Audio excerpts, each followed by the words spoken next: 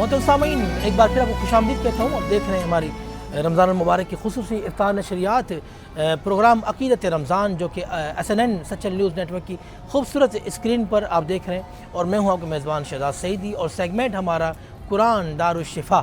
اور ہمارے ساتھ موجود ہوتے ہیں جناب روحانی اسکالر محترم جناب مفتی کریم امجدی صاحب. السلام علیکم. وعلیکم السلام ورحمۃ اللہ تعالیٰ وبرکاتہ. مفتی صاحب کیسے ہیں؟ ٹھیک ٹھاک ہیں؟ جی آپ سنائیں، آپ طبیعت کیسے ٹھیک ہے ہیں؟ قبلہ آپ کی؟ الحمدللہ. رمضان کیسے گزرے ہیں حضور آپ کے؟ حضرت میرا تو بہت اچھا گزرا ہے الحمدللہ. آپ کا بتائیں، آپ کا کیسا گزرا ہے؟ کرم ہی کرم ہے الحمدللہ. بڑا باہر ہی باہر ہے رمضان کی دن. پتہ نہیں رمضان چلا رحمتوں والا مہینہ ہے، برکتوں والا ایسے بس مہینہ اسپیڈ سے گزرتا چلا جا رہا ہے.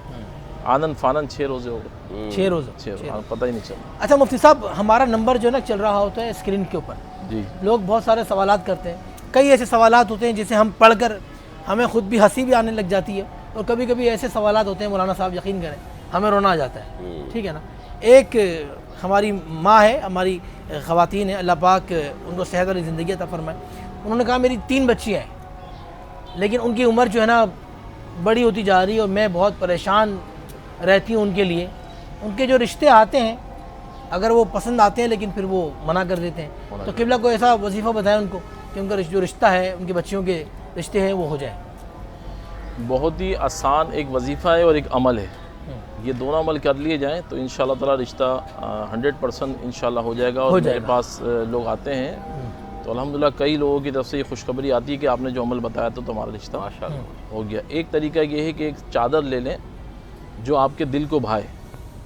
ایسی چادر لے لیں اور سیدہ کائنات خاتون جنت سلام اللہ علیہ کے نیت سے آپ کسی ایسے شخص کو دے دیں جو نمازی پرہیزگار ہو، متقی ہو. اسے کسی اہل اللہ کو دے کے اس سے دعا کرائیں. ایک طریقہ تو یہ. دوسرا یہ ہے کہ سورہ اخلاص 41 بار 41 اور 92 ڈیز یعنی 41 بار پڑھنا ہے اور 92 دن تک پڑھنا ہے. عشاء کی نماز کے بعد سکون سے 2 رکعت نماز صلاۃ الحجت کے بعد یہ وظیفہ پڑھیں تو انشاءاللہ تعالی آپ کے یہ ایام ہونے سے پہلے میرا رب چاہے گا تو رشتہ ضرور ہوگا. اور حسب توفیق جو ہے صدقہ خیرات بھی کریں. سبحان اللہ، بہت خوبصورت ہے. اچھا مولانا صاحب، یہ بھی ہماری بہن ہے، بہن ہماری رقیہ. انہوں نے میں ایک میسج کیا ہے. وہ کہتی ہیں 12 سال ہو گئے میری شادی کو، لیکن میرے یہاں اولاد نہیں ہے. تو آپ کو ایسا وظیفہ بتائیں کہ اللہ پاک مجھے اولاد نرینہ عطا فرمائے.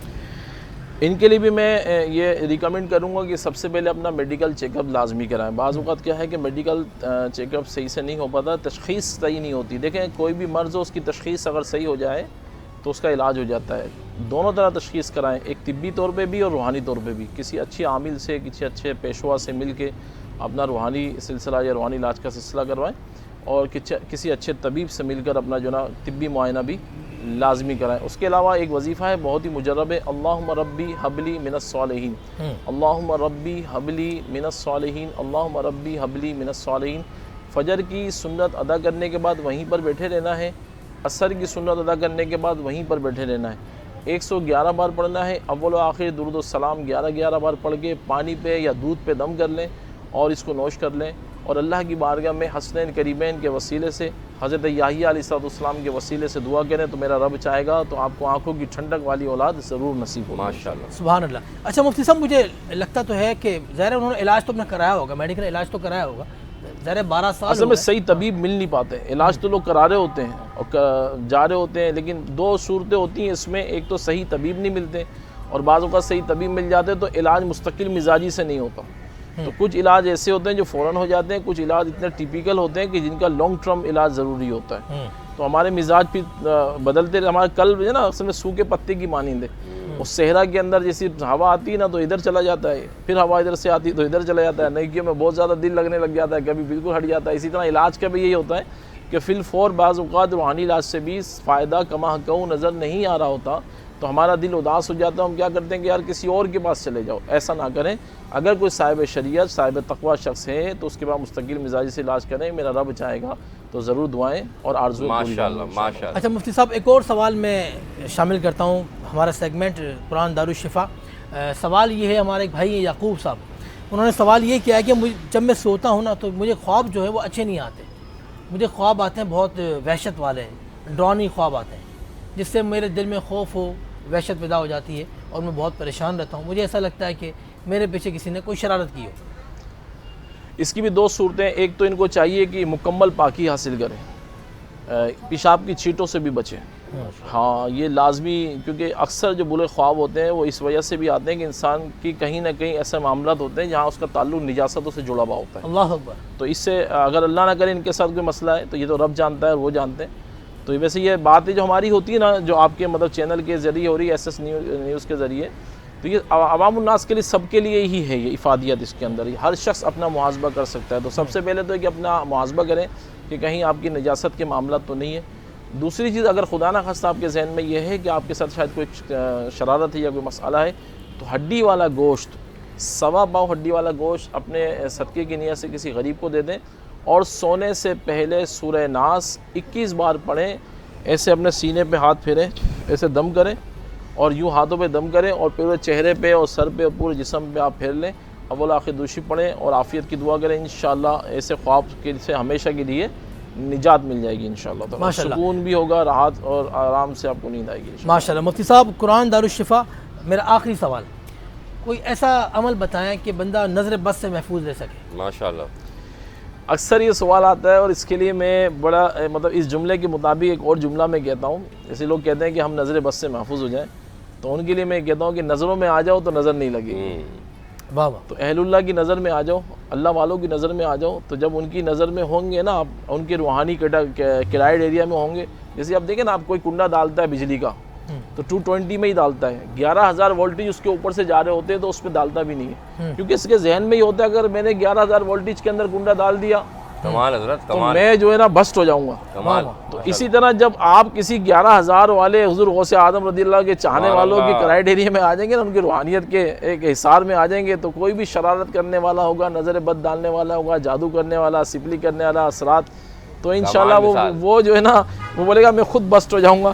تو لہٰذا یہ اس کے پاس پاور تو بڑا جو ہے نا دائرے کی آل رسول کا آ رہا ہے، اصحاب کا آ رہا ہے، تو اس سے دور ہی رہا جائے.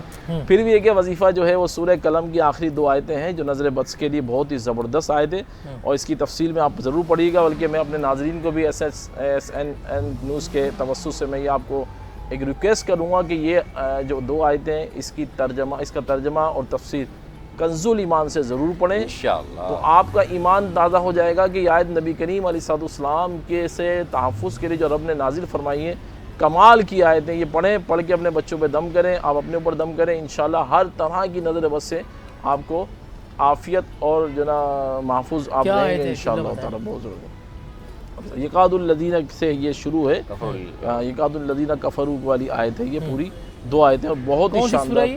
سورہ قلم، سورہ قلم کی آخری 2 آیتیں پڑھ کر کیا کریں؟ پڑھیں، اپنے پہ ہاتھوں پہ دم کریں، چہرے پہ دم کریں، اپنے اوپر دم کریں، پانی پہ دم کر کے رکھیں، بار بار پانی پئیں. اور کوئی چھوٹا بچہ ہے تو اس کو چہرے پہ ایسے آپ چھینٹ چلو بھر کے نا اس کے چہرے پہ مار دیں. پانی جو نا زمین پہ نہ گرے، بس یہ احتیاط کریں. تو انشاءاللہ تعالیٰ آپ کو جو نا یہ بہت ایک اچھا، اگر یہ نہیں پڑھ سکتے اس کا نعم البدل بھی میں آپ کو، اگر خدا نہ خواستہ کسی کے ذہن میں ہے کہ میں یہ نہیں پڑھ سکتا یا مجھے پڑھنا نہیں آتا، تو سورہ ناس پڑھ لیں. سورہ ناس 7 بار پڑھ کے اپنے پہ دم کر لے. اور یہ بھی اگر نہیں پڑھ سکتا تو سورہ کوثر، بچے کے گال پہ ایسے انگلی رکھے اور سورہ کوثر پڑھ کے اس کو دم کر دے. ہر طرح کی نظر بد سے وہ محفوظ ہو جائے گا. اور اگر خود کے لیے عمل کرنا چاہے تو میں سمجھتا ہوں کہ تقریباً سورہ ناس کے علاوہ سورہ کوثر تو تقریباً سب کو آتی ہوگی. محترم سامعین، بہت خوبصورت یہ ہمارا سیگمنٹ قرآن دارالشفا، جس میں مفتی کریم امجدی صاحب ماشاءاللہ بہت قرآن و حدیث سے ہمیں بتاتے ہیں کہ کیا کیا وظائف ہیں جو آپ عمل کریں تو آپ کو آسانیاں ہوں. اللہ پاک ہمیں حاسدین کی حسد اور شیاطین کی شر سے اللہ پاک ہمیں محفوظ فرمائے. سیگمنٹ قرآن دارالشفا سے مفتی کریم امجدی صاحب کو اجازت دیں، اور وقفے کے بعد جب ہم آئیں گے تو ہمارا سیگمنٹ ہوگا بدعت رسول صلی اللہ علیہ وسلم، اور پھر افطار کا وقت بھی بہت قریب ہوگا، آپ نے کہیں بھی نہیں جانا. دیکھتے رہیں SN نیوز کی خوبصورت افطار نشریات عقیدت رمضان. ہم ملتے ہیں چھوٹے سے وقفے کے